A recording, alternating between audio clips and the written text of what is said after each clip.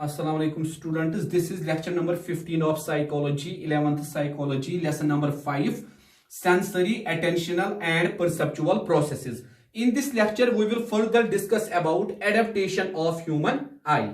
तो बेटा ये हमारा लेक्चर नंबर 15 है 11th साइकोलॉजी में। लेसन नंबर 5 हम डिस्कस कर रहे हैं sensory, attentional and perceptual processes. तो आज के लेक्चर में हम डिस्कस करेंगे फर्दर किसके मुतालिक बेटा, एडेप्टेशन ऑफ ह्यूमन आई।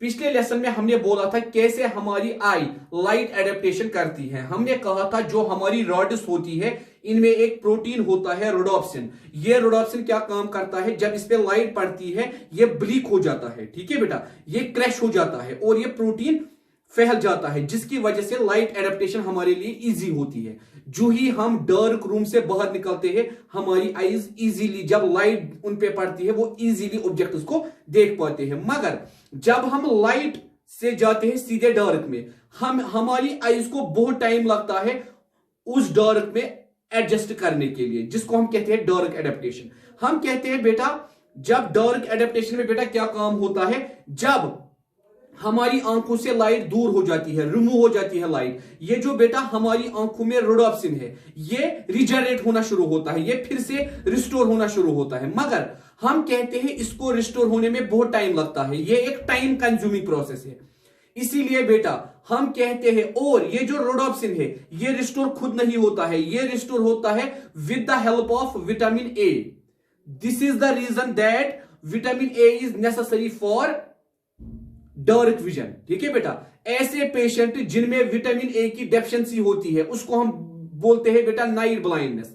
और हम कहते हैं विटामिन ए के बगैर हम ये रिजनरेशन नहीं कर सकते हैं, हम रोडोप्सिन की रिजनरेशन नहीं कर सकते हैं। इसीलिए हम कहते हैं विटामिन ए हमारी आंखों के लिए जरूरी है। अगर किसी को इसकी डेफिशिएंसी होगी उसको क्या होगा बेटा, नाइट ब्लाइंडनेस, उसको डार्क में अच्छी तरह से नजर नहीं आएगा, ठीक है बेटा।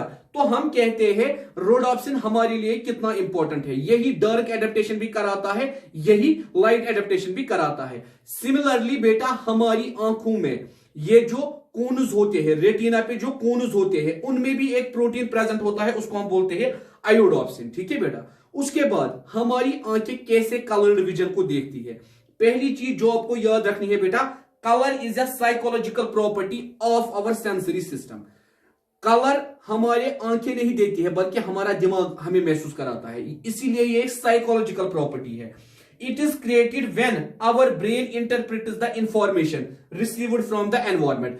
ये तब क्रिएट होता है जब हमारा ब्रेन इंफॉर्मेशन रिसीव करता है थ्रू सेंसरी ऑर्गन्स, किसकी, एनवायरनमेंट की। अब ये इंटरप्रेट करता है ये जो एनवायरनमेंट है ये कलरफुल है या कलरलेस है।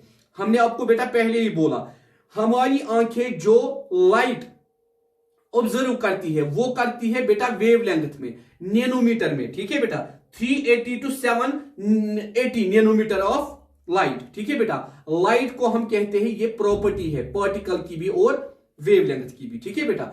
हम कहते हैं इस रेंज, ये जो रेंज है 380 to 780, ना इसके बिलो हम लाइट देख सकते हैं ना इसके अबो, इसी रेंज में हम लाइट को डिटेक्ट कर सकते हैं। हमारा सेंसरी ऑर्गन जो है बेटा, सेंस ऑफ साइट, वो इसी रेंज में लाइट को डिटेक्ट कर सकती है। और बेटा जब लाइट प्रॉपर्टी है वेवलेंथ की, यही कलर को भी कंट्रोल करती है, ठीक है बेटा। हम कहते हैं जो हमारी व्हाइट लाइट होती है it consists of 7 colours, violet, indigo, blue, green, yellow, orange, red, ठीक है बेटा। These colors are arranged on the basis of wavelength as well as frequency. हम कहते हैं यहां से बेटा फ्रीक्वेंसी इंक्रीज होती है और यहां से बेटा वेवलेंथ जो है बेटा डिक्रीज होती है। मतलब बेटा वॉयलेट की फ्रीक्वेंसी सबसे ज्यादा है मगर वेवलेंथ सबसे कम है, इंडिगो की वेवलेंथ इससे ज्यादा है, ब्लू की इससे ज्यादा है, ठीक है बेटा।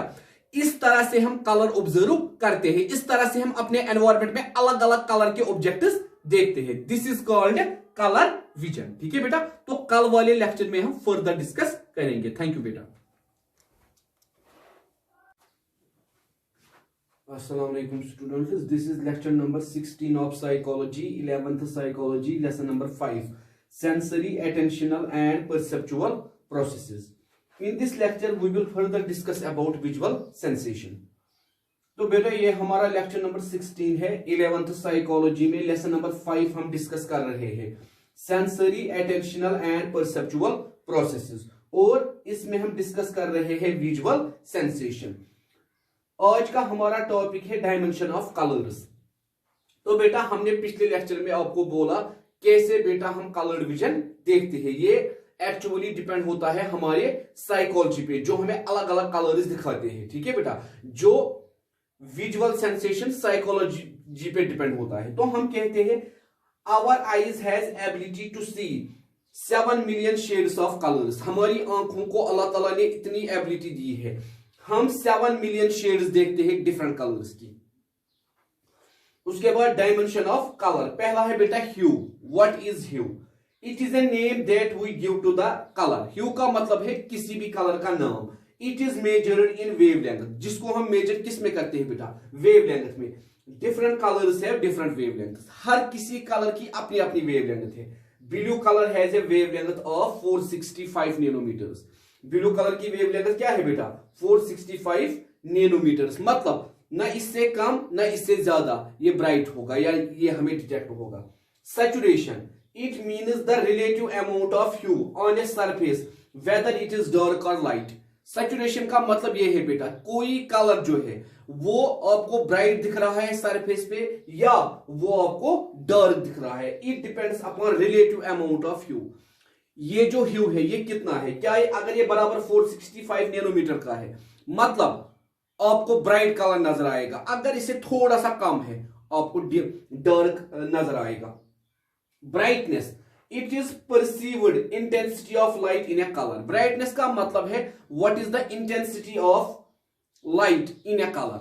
जितनी कलर में ज्यादा इंटेंसिटी होगी उतना वो ज्यादा ब्राइट होगा। ठीक है बेटा, मतलब एक कलर के अंदर कितनी इंटेंसिटी होती है लाइट की। ठीक है बेटा, उसके बाद कलर मिक्सचर्स। आपने बेटा पढ़ा होगा प्राइमरी कलर सेकेंडरी कलर जब हम रेनबो देखते हैं। हम कहते हैं बेटा ये जो रेड ब्लू और ग्रीन होता है इनको हम बोलते हैं प्राइमरी कलर्स।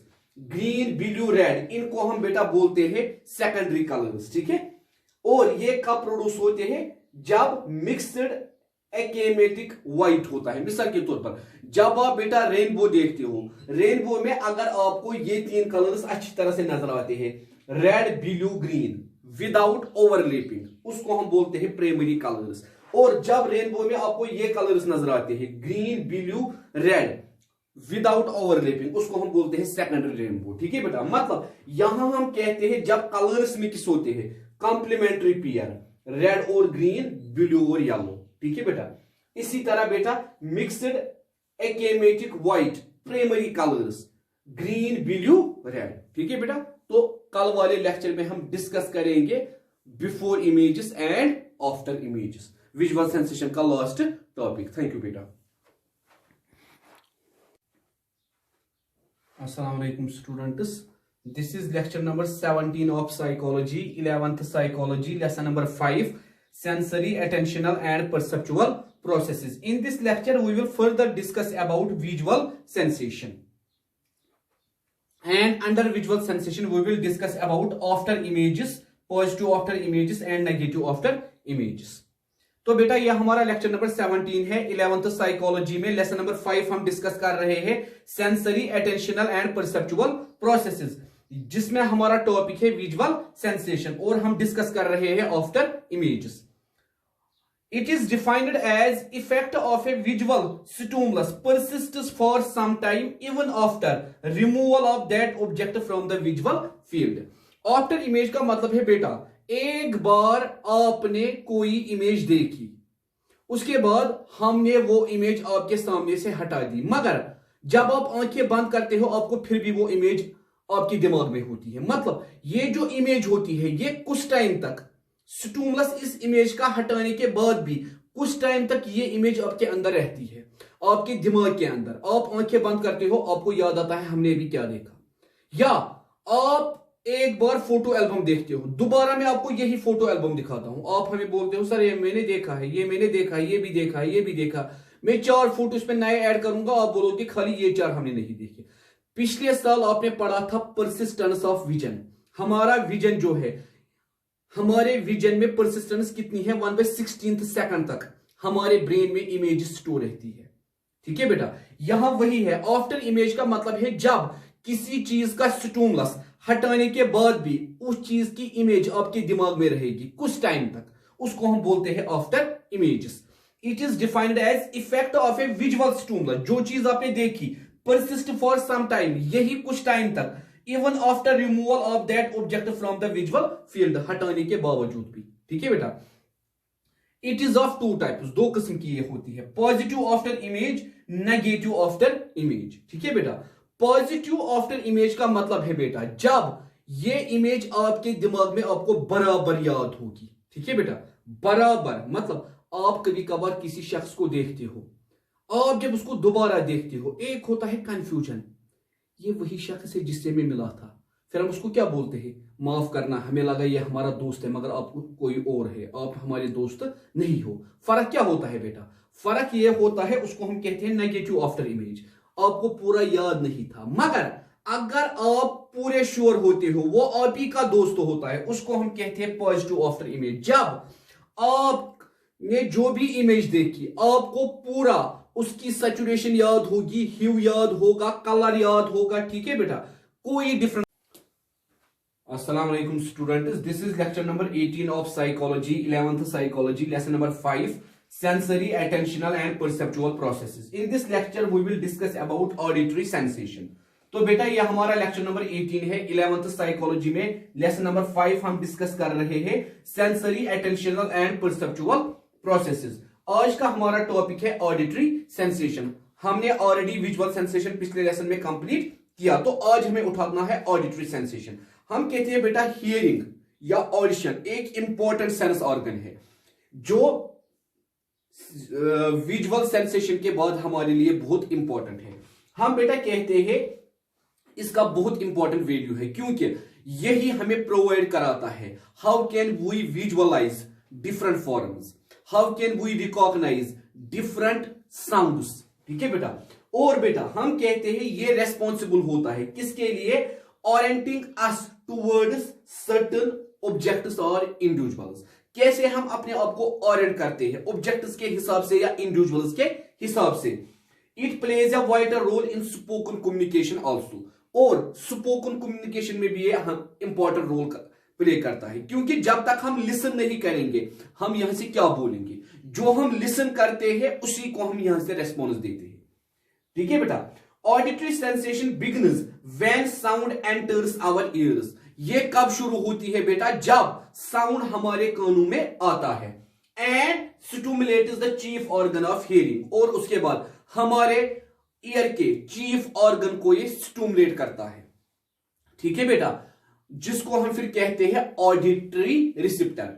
ठीक है बेटा, तो हम कहते हैं इसके लिए हमें ऑडिटरी सेंसेशन समझने के लिए हमें स्ट्रक्चर ऑफ ईयर पढ़ना पड़ेगा। ठीक है बेटा, और हमारा जो ईयर होता है ह्यूमन ईयर, इसमें बेटा 3 पार्ट्स होते हैं। पहला पार्ट एक्सटर्नल ईयर, दूसरा पार्ट मिडल ईयर, तीसरा पार्ट इनर ईयर। ठीक है बेटा, तो आज के लेक्चर में हमने इतना ही कहा, ऑडिटरी सेंसेशन जो है ये एक इंपॉर्टेंट सेंसेशन है विजुअल सेंसेशन के बाद, क्योंकि बेटा ये हमें रिलेबल स्पार्शियल इंफॉर्मेशन देता है जिससे हम विजुअलाइज करते हैं, पैटर्न समझते हैं। ठीक है बेटा, या जिससे हम बेटा अलग अलग फॉर्म समझते हैं, या बेटा ये रेस्पॉन्सिबल है हमें ओरिएंट करवाता है किसी भी ऑब्जेक्ट की तरफ या किसी भी इंडिविजुअल की तरफ, या बेटा हम कहते हैं स्पोकन कम्युनिकेशन में इंपॉर्टेंट रोल प्ले करता है। और बेटा हम कहते हैं ऑडिटरी सेंसेशन तब शुरू होती है जब साउंड हमारे कानों में आता है और हमारे चीफ ऑर्गन ऑफ हियरिंग को स्टिमुलेट करता है। तो कल हम बेटा पढ़ेंगे स्ट्रक्चर ऑफ ईयर, जिसमें हम देखेंगे एक्सटर्नल ईयर क्या होता है, मिडल ईयर क्या होता है और इनर ईयर क्या होता है। थैंक यू बेटा। अस्सलाम वालेकुम students, this is lecture number 20 of psychology, 11th psychology, lesson number 5, sensory, attentional and perceptual processes. In this lecture we will further discuss about structure of human ear। तो बेटा ये हमारा लेक्चर नंबर 20 है 11th psychology में। Lesson number 5 हम discuss कर रहे हैं sensory, attentional and perceptual processes. और बेटा इस लेक्चर में हम स्टडी करेंगे किसके मुतालिक बेटा, स्ट्रक्चर ऑफ ईयर के मुतालिक। The structure of an ear is divided into 3 segments. हमने बेटा ईयर का स्ट्रक्चर 3 सेगमेंट्स में डिवाइड किया है। पहला है बेटा एक्सटर्नल ईयर, उसके बाद है मिडल ईयर, उसके बाद है inner ear. External ear, it contains 2 main structures, namely pinna and auditory meatus। इसमें बेटा 2 मेन स्ट्रक्चर्स आते हैं, एक है बेटा पिन्ना, दूसरा है auditory meatus। Pinna is a cartilaginous funnel shaped structure. Pinna जो है बेटा ये एक कार्टिलेजिनियस फनल शेप्ड स्ट्रक्चर है दैट कलेक्ट साउंड वेव्स, जो साउंड वेव्स को कलेक्ट करता है। कहां से बेटा? From the surroundings. Auditory meatus is a canal protected by hair and wax. उसके बाद ये कैनल जिसको हम बोलते हैं ऑडिटरी मीटस, जिसमें हियर्स होते हैं और वैक्स निकलता है, that carry sound waves from pinna to the tympanum और ईयर ड्रम। यही कैनल साउंड ले जाती है कहां तक बेटा? ईयर ड्रम तक। मतलब बेटा एक्सटर्नल ईयर में 2 इंपॉर्टेंट पार्ट्स है, एक तो है पिन्ना बेटा जो एक कार्टिलेजिनियस मेम्ब्रेन होती है, कार्टिलेजिनियस स्ट्रक्चर होता है जो साउंड वेव्स को लाता है कहां से? सराउंडिंग से। उसके बाद ये साउंड वेव्स हमारे ईयर ड्रम तक पहुंचती है, कैसे बेटा? ऑडिटरी मीटस से। उसके बाद है बेटा middle ear, it starts with tympanum. ये शुरू होता है बेटा बराबर ईयर ड्रम से, टाइफेनियम से। A thin membrane highly sensitive to sound vibration, जो एक थिन मेम्ब्रेन होती है और जो बहुत ज्यादा सेंसिटिव होती है किसको बेटा? सेंसिटिव होती है साउंड वाइब्रेशंस को। This is followed by the tympanum cavity. उसके बाद ये ईयर ड्रम कनेक्ट होता है एक कैविटी के साथ, उसको हम बोलते हैं tympanum cavity. It is connected to the pharynx with the help of eustachian tube. ये जो बेटा कैविटी होती है टाइफेनियम कैविटी, ये हमारे फेरेंक्स के साथ जुड़ी होती है, जो हमारे गले में स्ट्रक्चर होता है रेस्पिरेटरी सिस्टम में, एक ट्यूब से, उसको हम बोलते हैं eustachian tube. Which maintains the ear pressure in tympanic cavity, जिसका मकसद क्या होता है? टाइफेनिक कैविटी में ईयर प्रेशर को मेंटेन रखना। From the cavity the vibrations pass to 3 ossicles. उसके बाद इस कैविटी से साउंड वाइब्रेशन जाती है 3 ऑसिकल्स तक। पहला नॉन एज मेलस, उसको हम बोलते हैं मेलस या हेमर। दूसरा बेटा जो है इनकस, एनुअल। एंड तीसरा बेटा stapes, stirrup. They increase the intensity of sound. इन तीनों का काम क्या होता है? साउंड को इंक्रीज करना, साउंड की इंटेंसिटी को इंक्रीज करना। Vibration about 10 times and send them to the inner ear. 10 times ये साउंड को इंक्रीज करती है ताकि ये इनर ईयर तक पहुंचे। ठीक है बेटा, तो कल हम डिस्कस करेंगे इनर ईयर का स्ट्रक्चर। थैंक यू बेटा। अस्सलाम वालेकुम students, this is lecture number 21 of psychology, 11th psychology, lesson number 5, sensory, attentional and perceptual processes. In this lecture, we will further discuss about structure of human ear. तो बेटा ये हमारा lecture number 21 है 11th psychology में। Lesson number 5 हम discuss कर रहे हैं sensory, attentional and perceptual processes. और आज के लेक्चर में हम बेटा डिस्कस करने वाले हैं स्ट्रक्चर ऑफ ह्यूमन ईयर। पिछले लेक्चर में हमने पढ़ा था एक्सटर्नल ईयर और मिडल ईयर के बारे में। आज हम पढ़ेंगे इनर ईयर के बारे में। The inner ear has a complicated structure known as membranous labyrinth. हम कहते हैं ये जो इनर ईयर है इसका एक कॉम्प्लिकेटेड स्ट्रक्चर है जिसको हम कहते हैं membranes labyrinth, which is encapsulated in a bony shell called bony labyrinth। हम कहते हैं ये जो मेम्ब्रेनस लैबिरिंथ है ये एनक्लोज हुआ है, इसके इर्द गिर्द एक कवरिंग है, एनकैप्सुलेट कवरिंग है, एक शेल है, उसको हम बोलते हैं bony labyrinth. A lymph like fluid is found in the space between bony labyrinth and membranous labyrinth. ये जो मेम्ब्रेन और ये जो बोनी स्ट्रक्चर है इसके दरमियान बेटा एक फ्लूइड है। ये जो मेम्ब्रेन है इसको बाहर से कवर किया है किसने बेटा? बोनी लैबिरिंथ ने। इन दोनों के दरमियान एक फ्लूइड है, उस फ्लूइड को हम क्या बोलते हैं, उसको हम बेटा बोलते हैं perilymph. The bony labyrinth has 3 semicircular canals. ये जो बेटा बोनी लैम्ब्रिथ है इसको 3 सेमीसर्कुलर कैनाल्स है at right angle to each other. इन तीनों की लोकेशन कैसी है, ये आपस में एक दूसरे के साथ कौन सा एंगल बनाते हैं, right angle. A cavity called vestibule and a coiled structure called cochlea। उसके बाद हम कहते हैं ये तो 90 डिग्री एंगल बनाते हैं, मगर वहां एक केविटी प्रेजेंट होती है उसको हम बोलते हैं वेस्टिब्यूल, और एक कॉइलेड स्ट्रक्चर प्रेजेंट होता है उसको हम बोलते हैं cochlea. The semicircular canal have fine hairs which are highly sensitive to postural change as well as change in the body orientation. ये जो बेटा सेमीसर्कुलर कैनाल होती है वहां फाइन हेयर्स प्रेजेंट होते हैं जो बहुत ही सेंसिटिव होते हैं, जो हमारी बॉडी के पोस्चर्स और हमारी बॉडी की ओरिएंटेशन को कंट्रोल करते हैं। Inside the bony cochlea there is a membranous cochlea which is also known as scala media. ये जो बोनी कोचलिया है, ठीक है बेटा, इसके अंदर एक मेम्ब्रेन होती है उसको हम बोलते हैं scala media. It is filled with endolymph. इसके अंदर क्या होता है बेटा, endolymph fluid, and has a spirally coiled membrane called basilar membrane. और एक मेम्ब्रेन होती है जिसको हम बोलते हैं basilar membrane. It has got fine hair cells arranged in a series to form the organ of Corti. इसके अंदर एक अच्छा ऑर्गन प्रेजेंट होता है, हियरिंग ऑफ ऑर्गन प्रेजेंट होता है जिसको हम बोलते हैं कॉटी, CORTI, कॉटी। This is the main organ of hearing. यही बेटा हियरिंग का मेन ऑर्गन होता है। मतलब बेटा इनर ईयर जो होता है इस पे सबसे पहले एक कॉम्प्लिकेटेड स्ट्रक्चर होता है उसको हम बोलते हैं मेम्ब्रेनस लेब्रिथम, जो एक बोनी शेल में कवर किया हुआ होता है उसको हम बोलते हैं बोनी लेब्रिथम। इन दोनों के दरमियान एक लिफ लाइक फ्लूइड होता है उसको हम बोलते हैं पेरिलिफ। उसके बाद ये जो बोनी लेब्रिथम होता है इसको बेटा सेमीसर्कुलर कैनाल्स होती है जो आपस में राइट एंगल से जुड़ी हुई होती है, मतलब उनकी ओरिएंटेशन राइट एंगल की जैसी होती है। और एक कैविटी होती है उसको हम बोलते हैं वेस्टिब्यूल, और एक कॉइलेड स्ट्रक्चर होता है उसको हम बोलते हैं कोचलिया। हम कहते हैं ये जो सेमीसर्कुलर कैनाल्स होती है इनमें फाइन लाइक हेयर्स होते हैं जो कंट्रोल करते हैं हमारी बॉडी की का पॉइस्चर और हमारी बॉडी की ओरिएंटेशन।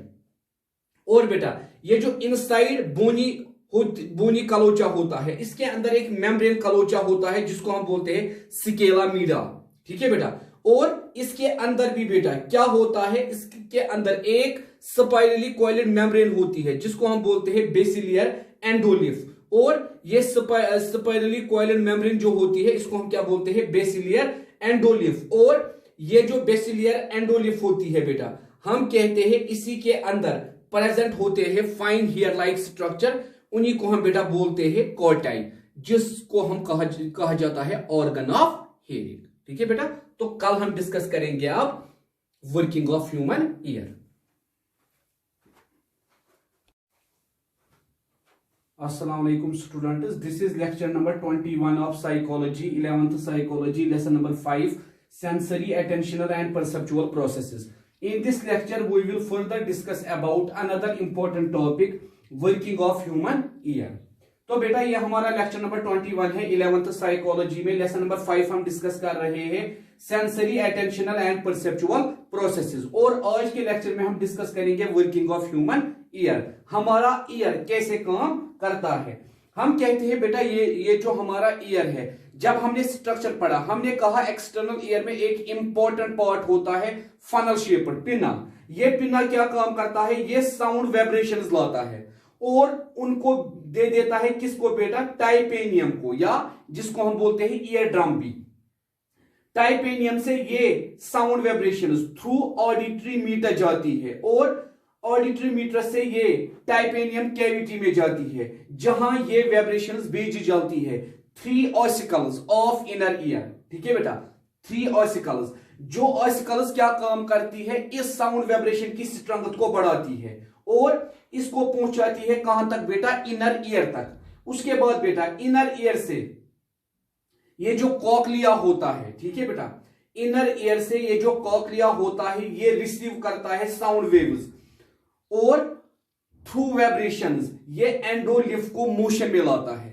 जब ये रिसीव करता है साउंड वाइब्रेशन से जो इसके अंदर एंडोलिम्फ होता है वो मोशन में आता है और बेटा वही वाइब्रेट करता है किसको, organ of Corti, important hearing organ. उसके बाद हम कहते हैं ये इंपल्स हम भेजते हैं थ्रू ऑडिटरी नर्व, किसको बेटा, ब्रेन को। और बेटा ये जो हम ऑडिटरी नर्व के जरिए से भेजते हैं ये ब्रेन को, ये इमर्ज होती है कहां बेटा, at the base of cochlea and reaches the auditory cortex. Base of cochlea से ये जनरेट होती है, कौन बेटा, ऑडिटरी नर्व। और कहां तक ये होती है बेटा, ये होती है बेटा कॉर्टेक्स तक, ऑडिटरी कॉर्टेक्स तक जो हमारे ब्रेन के साथ कनेक्ट होती है। Where the impulse is interpreted, जहां ब्रेन हमें ये साउंड इंपल्स को इंटरप्रेट कराता है कि हमें क्या सुनना है। So from vibrating from outer पिना टू इनर कॉर्टिकाई, ये वाइब्रेशन अब कहां से शुरू होती है, आउटर पिना से लेके इनर कॉर्टिकाई तक। The sound waves create the magic of hearing, और इन्हीं की वजह से बेटा क्या होता है, create magic of hearing. Sound as a stimulus works in the form of waves. Sound बेटा स्टिमुलस होता है हियरिंग के लिए, मगर ये किस फॉर्म में काम करता है, वेव्स के फॉर्म में। It results from pressure variation in the external environment, जब हमारे एक्सटर्नल एनवायरनमेंट में प्रेशर की वेरिएशन होती है तब क्रिएट होता है साउंड। ठीक है बेटा, मतलब बेटा हम कहते हैं पहले पिन्ना लाती है एक्सटर्नल एनवायरनमेंट से साउंड, उसके बाद पिन्ना से ये साउंड कहां पहुंचता है, ईयर ड्रम तक, ईयर ड्रम या टाइपेनियम, उसके बाद टाइपेनियम कैविटी, और टाइपेनियम कैविटी से ये साउंड हम कहां भेजते हैं, इनर ईयर तक। इनर ईयर से ये साउंड कहां जाता है, कॉकलिया तक। कॉकलिया से ये साउंड कहां जाता है बेटा, कॉकलिया से ये साउंड जाता है बेटा सीधे कहां तक, ये साउंड जाता है एंडोलिफ तक, जो मोशन में आता है और जो क्रिएट करवाता है वाइब्रेशन, किसमें बेटा, ऑर्गन ऑफ कॉर्टाई में। और फाइनली हम ये इंपल्स भेजते हैं ब्रेन को थ्रू ऑडिटरी नर्व, जो जनरेट होती है कहां से बेटा, ऑडिटरी कॉर्टेक्स से, और बेटा ऑडिटरी कॉर्टेक्स तक ये होती है जहां बेटा मैसेज इंटरप्रेट हो जाती है और हम सुन पाते हैं। ठीक है बेटा, तो कल हम करेंगे डिस्कस अगला टॉपिक। थैंक यू बेटा। अस्सलाम वालेकुम students, this is lecture number 23 of psychology, 11th psychology, lesson number 5, sensory, attentional and perceptual processes. In this lecture we will discuss about another important topic, auditory sensation. तो बेटा ये हमारा lecture number 5, lesson number 5 है, lecture number 23, 11th psychology. और बेटा जो आज हमारा टॉपिक है वो है ऑडिटरी सेंसेशन। हमने ऑलरेडी ऑडिटरी सेंसेशन डिस्कस किया, structure of human ear discuss किया, working of human ear discuss किया। आज हम डिस्कस करेंगे साउंड होता क्या है। पिछले लेक्चर में भी हमने बोला था साउंड जो है, sound is generated as a result from pressure variation in external environment. Sound तब जनरेट होता है जब हमारे एक्सटर्नल एनवायरनमेंट में प्रेशर वेरिएशन होती है।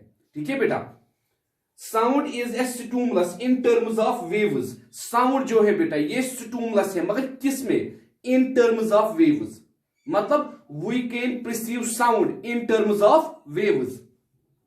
वेव हम किसे बोलते हैं, wave means any physical movement disturbs the surrounding medium. कोई भी ऐसी मूवमेंट जो हमारे सराउंडिंग मीडियम को डिस्टर्ब करती है, जैसे ईयर को, and pushes air molecules back and forth, और ईयर मॉलिक्यूल्स को पुश करती है आगे या पीछे, आगे या पीछे। Sound is travel in the form of sound waves. Sound travel होता है किस फॉर्म में बेटा, sound waves that strikes our ear, जो हमारे ईयर्स तक पहुंचते हैं, which initiates a set of mechanical pressure, जो क्या काम करते हैं, हमारे ईयर ड्रम पे एक्सर्ट करते हैं mechanical pressure, changes that triggers auditory receptors, और जो हमारा ऑडिटरी रिसेप्टर होता है कहां पे बेटा, ऑर्गन ऑफ कॉर्टिकाई पे, वो एक्टिवेट हो जाता है, that helps us in listen, और हम सुन पाते हैं। The sound waves very in amplitude and in their frequency. Sound waves very होती है, एक तो बेटा एम्पलीट्यूड पे, दूसरा फ्रीक्वेंसी पे। अब एम्पलीट्यूड क्या होता है? It is a general measure of stimulus magnitude. Amplitude का मतलब होता है बेटा कितना sound, what is the amount of sound required by our ear to activate its receptors। ठीक है बेटा, हमारे ईयर को कितना साउंड चाहिए ताकि ईयर के रिसेप्टर्स क्या हो जाए बेटा, एक्टिवेट हो जाए। ठीक है बेटा, हमने उस दिन कहा था 20 to 20,000। ठीक है बेटा, it is an amount of change in pressure. यही हमें बोलता है कितना प्रेशर चेंज हुआ, कहां बेटा, एक्सटर्नल एनवायरमेंट में। That is the extent of displacement of the molecules from the position of rest. Rest से मॉलिक्यूल्स ने कितनी मूवमेंट की। The amplitude of a sound wave is represented as the distance of the crest और trough from its mean position. ठीक है बेटा, mean position से बेटा ये जो मॉलिक्यूल्स है इन्होंने कितनी पोजीशन दिखाई, इन्होंने कितनी डिस्टेंस दिखाई। जैसे यहां अगर मॉलिक्यूल्स थे, क्रेस्ट तक कितना हुआ, ट्रफ तक कितना हुआ, क्रेस्ट तक कितना हुआ, ट्रफ तक कितना हुआ। इसी मूवमेंट को हम बेटा क्या बोलते हैं, एम्पलीट्यूड। ठीक है बेटा, लाउडनेस ऑफ साउंड। ठीक है बेटा, या साउंड कितना लाउड होगा, कितना स्लो होगा। ठीक है बेटा, तो ये हम बाकी कल वाले लेक्चर में डिस्कस करेंगे। थैंक यू बेटा।